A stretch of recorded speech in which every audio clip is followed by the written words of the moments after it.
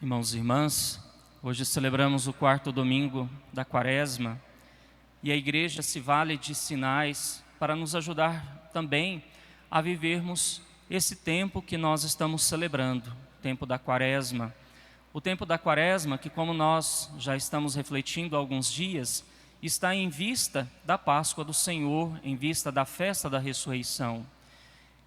Esse tempo não trata simplesmente ou unicamente da ressurreição do Senhor, mas também em como nós nos encontramos para esse tempo, compreendendo que aquilo que nós estamos celebrando é a festa da nossa redenção, a redenção dos nossos pecados.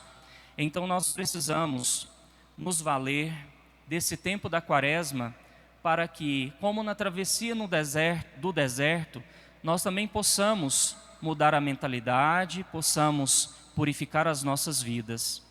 Aquilo que nós escutamos da primeira leitura do livro de Josué fala disso. O povo que alcançou a terra prometida, a terra onde corre leite e mel. Aqueles que saíram do Egito não chegaram. Aqueles que nasceram no deserto, já dentro de uma nova história, uma nova vida, sim, eles alcançaram a terra prometida e hoje nós escutamos como eles comeram dos primeiros frutos daquela terra. Já o maná que Deus fazia cair do céu para alimentar o seu povo no deserto, deixou de cair porque eles começaram a se beneficiar, usufruir dos frutos da terra. Mas é importante compreender que, nesse contexto do que nós escutamos da primeira leitura, o fundamental é perceber que não é somente a história de um povo que saiu do Egito, onde muitos morreram no deserto e alguns alcançaram a terra prometida, mas isso reflete a mudança de vida, a mudança de história. Aquela terra da escravidão, a terra da opressão foi deixada para trás. A terra da escravidão, aonde o povo de Deus de fato se fez escravo, onde o povo ficou aprisionado. Agora, alcançando uma nova mentalidade, eles se encontram mais livres para receber a palavra de Deus e também para fazer realizar a palavra de Deus em suas vidas. Porque é justamente isso que a igreja nos propõe, vivenciando a palavra de Deus, buscar uma transformação da nossa vida e, consequentemente, das nossas famílias, do mundo onde nós estamos inseridos. Esta palavra, ela tem que cair em nós, no nosso coração, como uma provocação, como um desafio, para que nós possamos converter, voltar a Cristo, voltar ao Senhor, e assim colher também os frutos desse caminho que o Senhor nos propõe como um caminho de salvação. Então, como nós, vivenciando esse tempo da Quaresma, começando lá na quarta-feira de cinzas, com aquela proposta de entrar no deserto junto com Cristo, pensamos naquilo que nós precisávamos mudar. Agora é tempo. É um tempo para que nós possamos olhar o que até agora nós avançamos numa proposta de conversão de vida. Nós celebramos o quarto domingo da Quaresma com esses sinais diferentes, uma cor litúrgica diferente para nos sinalizar que a grande festa da Páscoa está chegando. Então ainda é tempo para que nós possamos fazer uma avaliação do tempo que nós percorremos e vislumbrar os dias que ainda haveremos de vivenciar da Quaresma na busca de uma conversão sincera, de uma conversão autêntica. São Paulo, na carta aos Coríntios, ele confronta aqueles que duvidavam da sua palavra, que não consideravam digno de anunciar o Evangelho. Mas é justamente aí que consiste a grande mensagem também da Eucaristia de hoje, a reconciliação.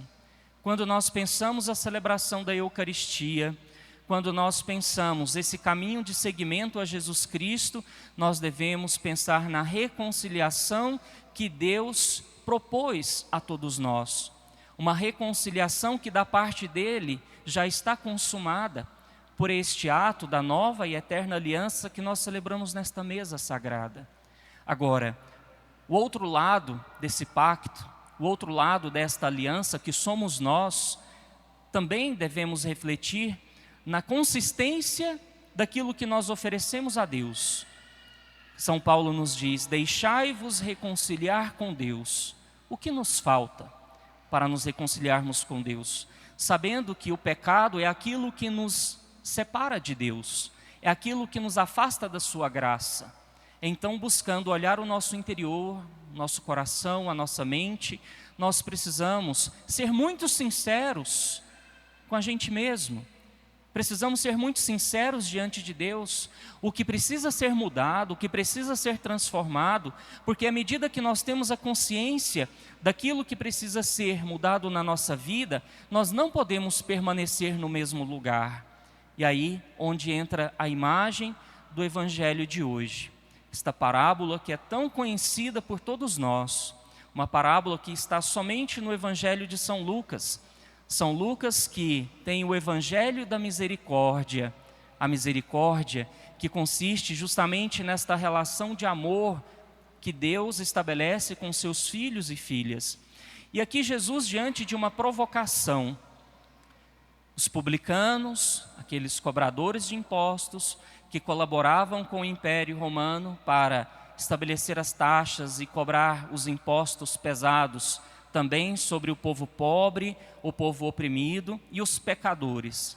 Pecadores de todos os tipos que nós podemos pensar. E é o Evangelho que nos diz isso. Prostitutas, cobradores de impostos, pessoas que viviam no adultério, Jesus crucificado entre dois ladrões e assim por diante. Basta nós visitarmos a palavra de Deus para percebermos qual era o círculo de pessoas que Jesus se relacionava. E nesse sentido, nós também muitas vezes ocupamos o lugar dos publicanos, daqueles que muitas vezes, dos fariseus, mestres da lei, aqueles que muitas vezes se escandalizam com o alcance do amor e da misericórdia de Deus. Mas aquele ali na igreja, mas aquele outro, nós muitas vezes nos colocamos como juízes uns dos outros e não promovemos a conversão, não promovemos a presença de Deus na vida daqueles que mais necessitam. É lógico que para aqueles que tanto necessitam é necessário um ato voluntário de adesão a Jesus Cristo, a esta palavra que nós ouvimos. Mas São Paulo também nos diz que nós somos embaixadores de Cristo. E os embaixadores de Cristo são aqueles que agem em nome do Senhor, não para afastar, não para criar divisões e muros, mas para agregar, para construir pontes, para estabelecer relações em nome do Senhor com a igreja. Então nós não podemos assumir o lugar dos fariseus, o lugar daqueles que oprimiam as pessoas também pela religião, mas devemos assumir o lugar daqueles que agem como o Pai misericordioso da palavra, da parábola de hoje. Nós conhecemos esta parábola como a parábola do filho pródigo, mas o papel central é a parábola do Pai misericordioso. Quantos de nós, pelos nossos pecados, não nos afastamos de Deus? Por mínimo que seja. E aí é importante que nós possamos trabalhar a nossa consciência de que não existe pecadinho e pecadão, como muitas vezes as pessoas se expressam. Ah, Frei, é os pecadinhos do dia a dia? Que pena. Que pena não no sentido dos pecados, porque pecadores nós somos até o fim da nossa vida, mas pela nossa consciência ou a má consciência, aqueles do dia a dia, ou seja, uma conformação com esse espírito do pecado. E é aí onde nós justamente precisamos mudar a nossa vida, olhar para esse ato que nós celebramos, olhar para o Senhor na cruz e pensar como nós devemos voltar ao Senhor. O caminho às vezes é longo, é desafiador.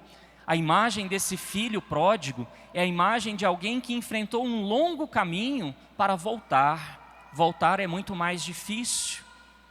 Nós podemos pensar nesse sentido, quando ofendemos alguém, qual é então o nosso esforço, a nossa dificuldade de reconhecer, de voltar e pedir perdão? É difícil, porque parece que nós temos que nos humilhar um pouco, né?